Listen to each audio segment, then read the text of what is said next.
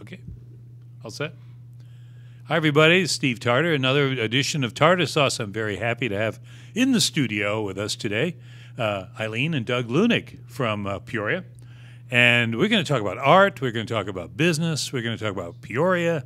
How do we get started? Who wants to go first here? Who wants to jump in first? Oh, well, that's because I talk a lot, and Eileen usually clarifies what I talk about.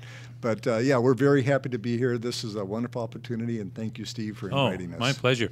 We're talking, and I've had the good fortune to see the Community Word, which we love print media, so we're going to mention them. You guys have had an ongoing column in there. Correct. That's taken a kind of a new form. You were writing art news, I think, things going on, but now it's kind of cartoon form. Why don't you explain that? Why is that? Sure. We started writing for the Community Word about 3 years ago, I think.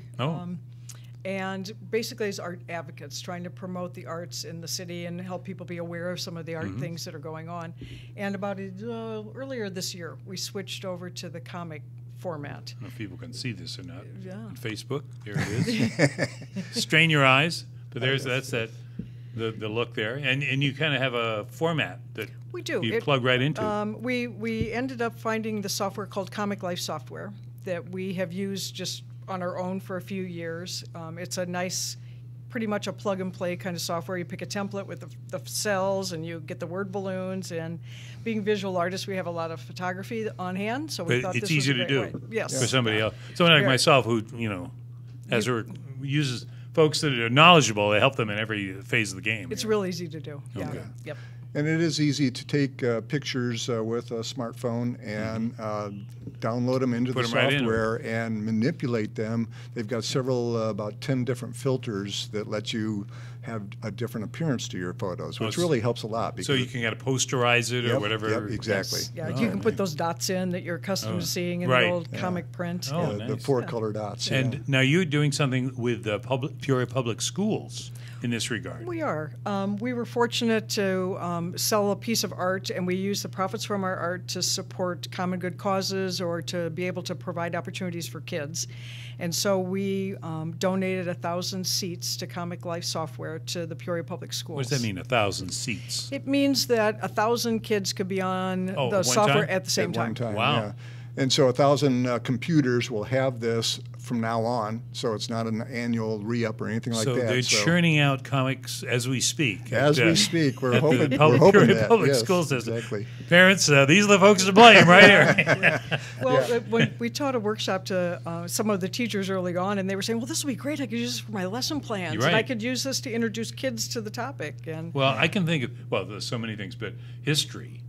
Which I think for so many years, for those of us who finally catch on that history is a fascinating thing, and I think they always say as you get older, you get more into history. But the comic way of obviously simplifies it, but it leads to at least some understanding of a sequential thing that might be otherwise kind of boring in a textbook form. And it's actually a bit of a challenge if you're a kid and you have to write a report. You're accustomed to you get so many words. Well, if you get a page or two on Comic Life, you have to condense those thoughts. And so it's a good way So you are writing. Right, oh, yes, And you're doing that critical thinking of saying, what are the most important points in here? What do I really want to cover in this? Well, and the other thing is I think in our visual world, where everyone and their brother seems to be looking at videos or making videos or whatever, you do have to have some editing. Sequential. All right, I've got the guy's in his chair, and then the next thing he's at the door. I mean, however you do that, everyone's going to do that a little differently. Yes. Yeah, and the whole editing process, our column has always been 550 words long. And to put it into visuals and words is a challenge, but it also gives you the opportunity to, you don't have to say like Sharon Amdahl said this and John Amdahl said this. You look at the pictures, you see the word balloon, and you also, in your mind's eye, if you've heard their voice before, or even if you're not, you are speaking for them in your mind's eye as you're looking at these pictures. So, you know what I'm flashing to, Doug, as you say that? Mad Magazine used to do all these parodies. Exactly. And they would do exactly that, whether it be TV or a movie or Just of course they would just shred the poor souls that they picked on, but that's going way back. In fact, Mad Magazine was my first real exposure. My dad was in the advertising world, and he brought home one of the very first Mad magazines, a little book form, soft paperback. And I was just fascinated with the kind of cartooning and the kind of comics that were in Mad They always magazines. had such great art. Yeah. I mean, I Mort Drucker. I mean, some of the artists I can remember by name, but just fascinating. And again, you know, I say Mad Magazine is really for all ages, but I too, I remember I had a friend who had them, and you pick it up, and all of a sudden you're hooked. Yeah. And what is this? And it just takes you down another path that no one else was really doing. Yeah, and that's really what we're hoping to have happen with kids today, is that they go down a different path than what they would normally experience. In fact, one of the things we're encouraging, and haven't seen it happen yet, but we know it will, is the idea that kids can have their own self-expression through a medium like this, that they not only take their own pictures and write their own words, but they can tell their own story about their lives in their neighborhood, in their school, in their whatever it is that they want to do. We would love to see a free expression, if you will, of young people saying whatever they want, because it's their words and their style and their presentation. So that's the kind of thing that we hope will happen with this whole thing. Yeah, because and this is just me speaking on behalf of, the newspaper type thought process goes through my head, I guess. But there used to be school papers. Yes. I mean, there's probably still are in some cases. I don't want to rule it out, but not what it was. I mean, and you would have, again, it would usually fall to a small cadre of people that would make it a point to write and do pictures and all that. But to expand it beyond that and let everyone in, now that we have social media, now that we have, the internet and all this other stuff, and a tool like that, I just think that's going to really spark something. I think so. Yeah. You guys are involved in so many things. We've got to do a checklist here. What am I going to ask Eileen? What am I going to ask Doug? Murals. Yes. When did you first get involved with murals? It started out as kind of maybe a fluke or something. There was a building that Doug was inspired to make a mock-up and find out what it would look like if we took some windows that looked in disrepair and put some art behind them. And so this was like a business, or it was actually the Cohen building, and to dress it up to make it look different. We literally took a cloud picture and put it in all the windows, or even the bricked up ones. But we made it. The Cohen Furniture Building downtown. Downtown, yes, and this is was in its 30th year of disrepair type of thing. So we thought, okay, wouldn't it be great if we could jazz up an eyesore by doing something like that? And so we mocked it up and we sent it off to Les Cohen, and he liked the idea enough that he went ahead and did his own version of it, which now is in the main windows along the street side of Adams. Right. So it did its job, so to speak. But that also gave us the idea that maybe that could be happening beyond that one-time idea. And so we started shopping it around, and Chuck Gabbert actually had a similar idea at the same time. I don't know if he'd even seen our Les Cohen thing, but he contacted Joe Ritchie and said, I'd like to put some art on the side of my building. I have a 150-foot-long building, and I would like to dress it up. So we met with him, and he already had a mock-up of his own that had Monet and some other things on the side of his building. We said, yeah, we can help you with that. So that's where it all started. Yeah. It also kind of came about a little bit. We have a friend from the Netherlands who is a mural artist. Who was in town not too long ago. Yes, he was here a while ago. And when he came a few years ago, he had the intention of painting a mural on the side of James and Carrie Pierce's building, the Atelier. On the corner of Maple and Adams. And we went to get a permit to do that, and we're told that within the historic district that wasn't possible to paint on a building. So by then we knew that this mounted mural was a possibility, so we talked to Ryan Spain, and he put through a city ordinance to allow the mounted murals. So and the mounted mural, we should say, is where you do it out on a separate piece, and then it's just placed on the building. Yes. Correct. Yep. Which you vinyl put a frame or something. on the, yes. Right. Yep. Yeah. So it was kind of a perfect storm of things. It was like a lot of people had the same idea. Chuck thought of that. We were experimenting. We had gone to Brad over at Adams Outdoor, who was the general manager at the time, Brad Mitchell, and kind of asked him about, how could we get something like that done? And at the same time, he was thinking about Art Pop, which is the art on the 48-foot, billboards. Right. So, which people see around town. Yeah. Right. So another kind of, so it all just fell into place so well. You go to, not all, but some of the smaller towns around, at least around here, you'll see a lot of murals. I think Ottawa is one place where I've seen a number of murals, historical, that tell the story of the town, famous fathers, mothers, whatever. And that's what some people maybe think, oh yeah, I've seen murals. But they could be anything, can't they? I mean, you don't want to define it or sort of let it be only one thing. Right. Anything you can photograph, you can turn into one of these murals. So you could take a dancer and catch a dancer in action and turn it into a mural if you wanted to. There was a quilt on the side of Chuck Gabbert's building that wasn't the actual quilt; it was a photograph of a quilt. Oh, okay. Yeah. And it's really the idea that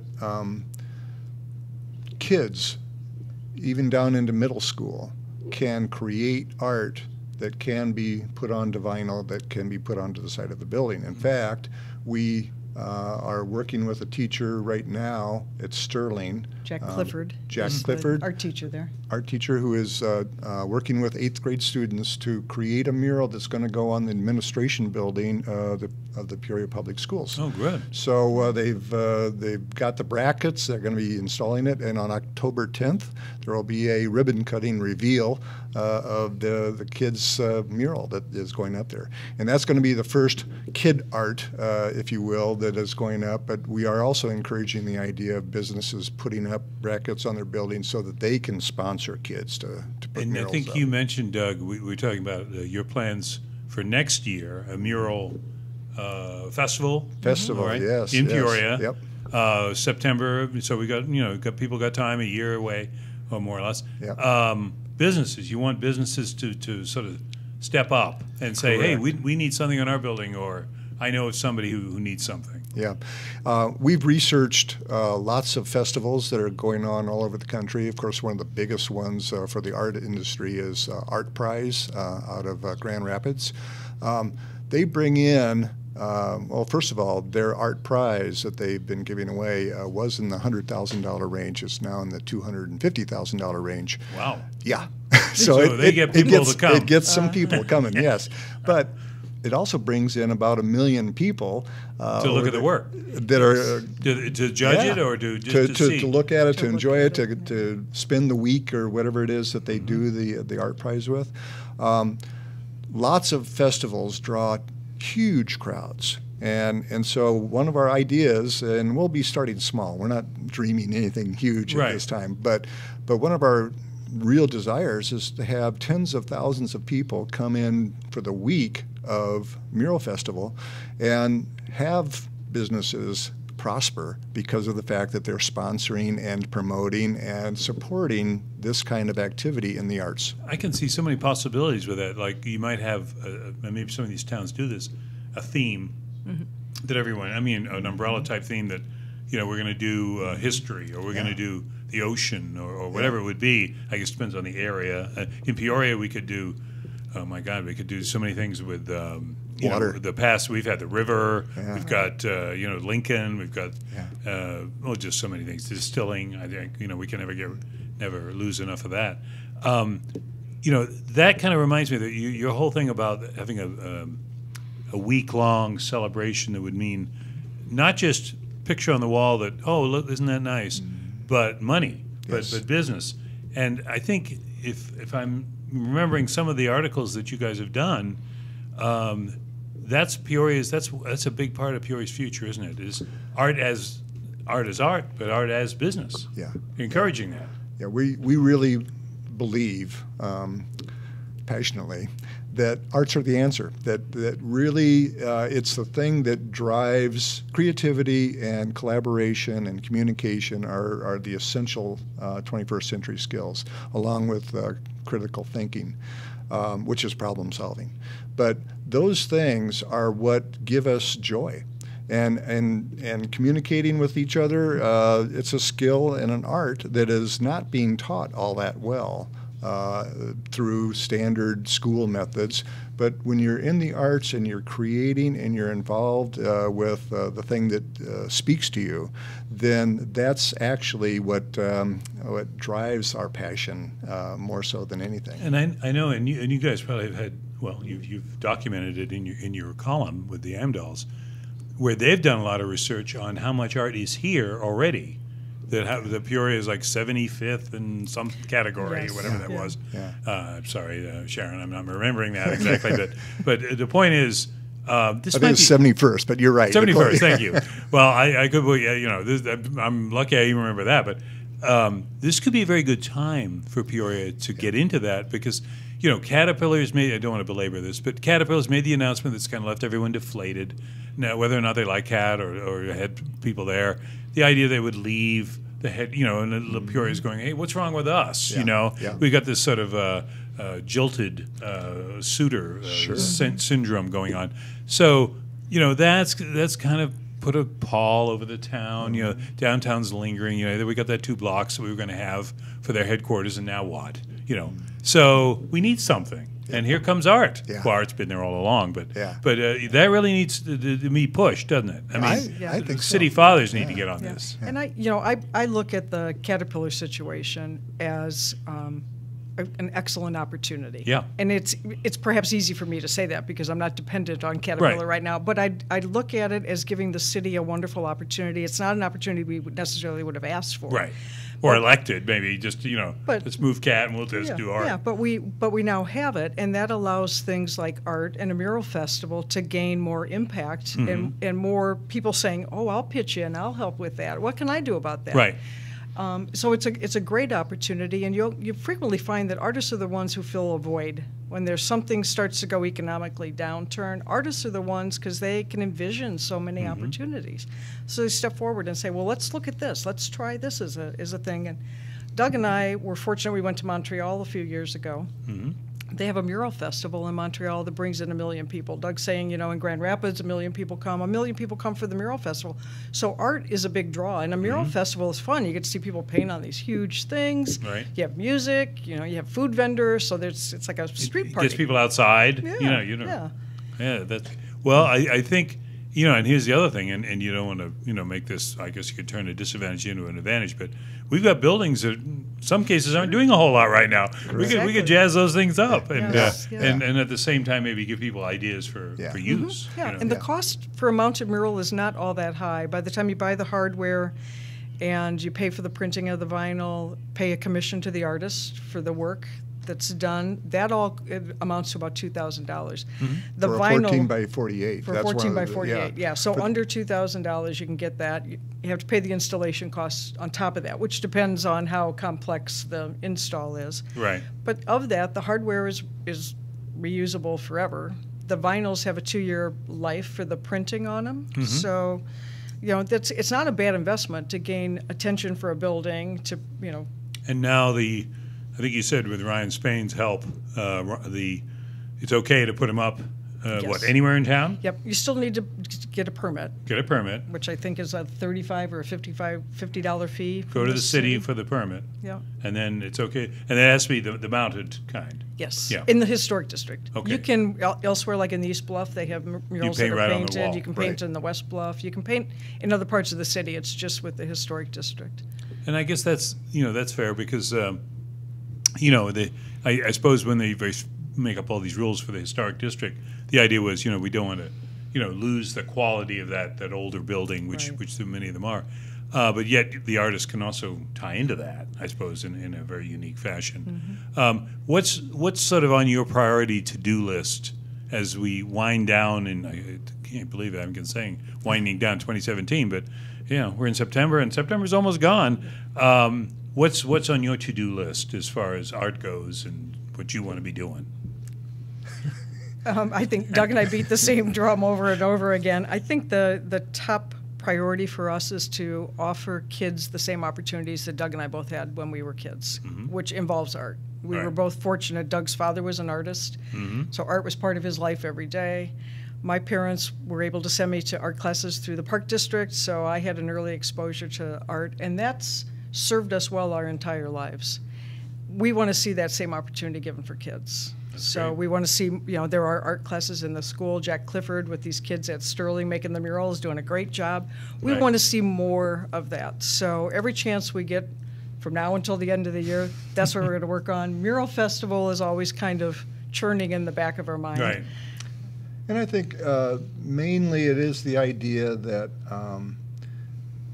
we tend to look at the arts like chunked out versions. There's visual arts, and then there's applied arts, and there's all these different things. But the arts are really broad in interpretation, as Sharon Amdahl said in an interview with you. It's not just small little things of pictures on the walls. Right. In our recent article on the Community Word, we put a list of robot-proof arts-related jobs. and I think it's interesting because when we researched what artificial intelligence is going to do to the white-collar market and what it's going to already done to the blue-collar market as far as manufacturing jobs and everything, we realized that we're never going to go back to how it was. We have lost that kind of capability and desire to have factory jobs, to have jobs that computers can do better than us. But this list that is just, I picked up off of Wikipedia, so I didn't really create it myself. We got accessory designer, actor. These are alphabetical, by the way, and I won't need to get through the entire list. But advertising designer, animation director, animator, architect, art administrator, art critic, art director, art historian, artisan, art administration, blogger, broadcast news analyst, cartoonist, casting director, ceramics artist, chief creative officer, and it goes on and on through the entire alphabet of 100 jobs that are arts related. Right. And that's really what we're talking about. We're not talking about everybody becoming a painter or a photographer. Right. We're talking about people having a spark of creativity in their lives, somewhere in their lives, hopefully young, that grows. And it grows toward things that we can't even begin to predict, especially in the 21st century of a world that we don't even can't recognize what it's going to be like because it's changing so rapidly. And everything is basically turned upside down from where it's been. Well, all you have to do is, and I'm experiencing this when the kids at my house or whatever will show me something, and the Snapchat art, Yes. which I've tried it, but it's just there's something about people who can move that quickly and understand it and gravitate towards it, and it's like you said, there's so many other things that just are there, now and then there will be more coming, I'm sure. Right, and art is just a great way to teach kind of the basics of creative thinking, which, problem solving and how to collaborate with others or how to communicate, how to take a concept and then turn it in and express it in a way that I could share with you a different vision of it. And those are valuable skills no matter what. I mean, they teach empathy, which is a great thing. Those are some of the jobs that are to be around as well. So art is a foundational skill that everybody needs. Well, this is great. We've been talking with Doug and Eileen Leunig about art, if you haven't figured that out by now. And, it's fascinating to know, because I think you're right when you say that sometimes when you mention it, people think of a museum and a stately picture, which is fine, and which is, hey, the Field Museum is doing just fine up in Chicago and all that. But there's so much more to it, and I think sometimes because of the stature of something like the Art Institute or something like that, then it's like, well, Peoria, hey, you can't compete with that. Well, of course you can, and we have the people here who will and are. We just need to get more folks involved, which is, I guess, that's what you two guys are doing. Correct. Yeah, I think we like to say that art has no boundaries as far as geographical. I mean, anywhere, creativity is the same no matter where you go. In fact, I like to promote the fact that all people are creative. We all are born with creativity. We wouldn't be able to survive as a species without creativity. And the problem has existed that our school system is not designed to foster creativity because it can be chaotic and it can be somewhat unmanageable. So, no, the educational system is not where you encourage creativity, but that means that we have to, as a community, step up and make creativity and innovation available across the board to everybody and anybody who wants to be involved in it. So we're not only just proposing that young people get involved in learning how to draw or anything like that. We're proposing that everybody take a certain amount of interest that they have, no matter what it is. It could be artistic, or it can be just craft, or it could be whatever.